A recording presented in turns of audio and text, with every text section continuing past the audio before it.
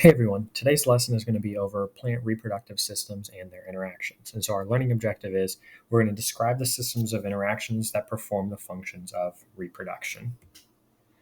So we're going to first start with flower structures.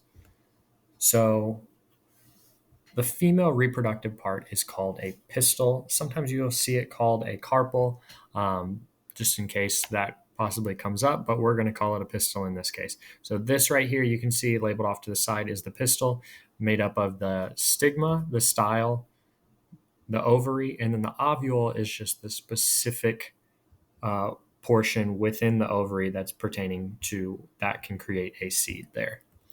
And then you also have the stamen, which is the male reproductive part. So over here on this side, you can see the stamen, and it is consisting of the anther and filament.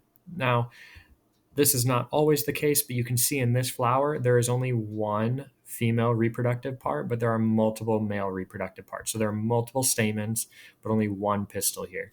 So again, that's not always the case, but we do see that a number of times.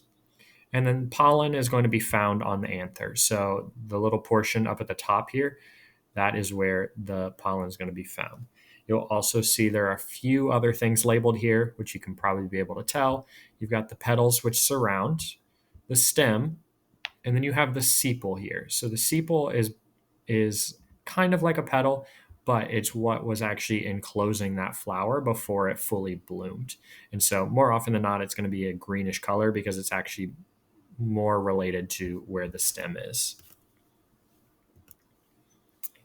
So, a lot of plants reproduce sexually, which means that it requires two organisms. So, that means the pollen from one plant comes into contact with the ovary of another, which is going to be producing a seed. Pollen is normally moved by wind, insects, or birds. So, the process of pollination occurs when the pollen from one plant lands on the female reproductive part of another.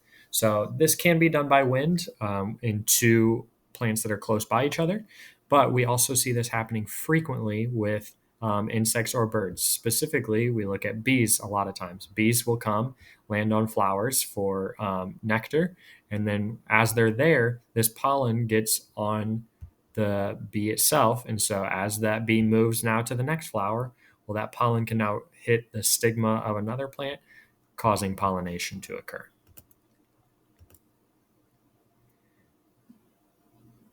And seed dispersal is the process of seeds moving away from the parent plant. So once you have already pollinated and you do have a seed, then it has to go somewhere else. So many seeds are found within fruits. And when animals eat these fruits, they can then carry it in their system for a while until they actually digest it. And then eventually it will drop out and then it can start to germinate there, which germination is just the process of when an embryo, which is inside the seed, is starting to grow. So if you have a seed here, we know that seeds can actually sit for quite a while before they actually start to germinate because they need all of the proper conditions in order to be able to start growing. But once they do, this process is called germination. When that embryo starts to become active, you can see there's a little radicle, which is going to start being your root coming out. And then eventually it's going to open up and then start moving above ground. And so that is the process of germination. So that's it for this lesson, and go explore further.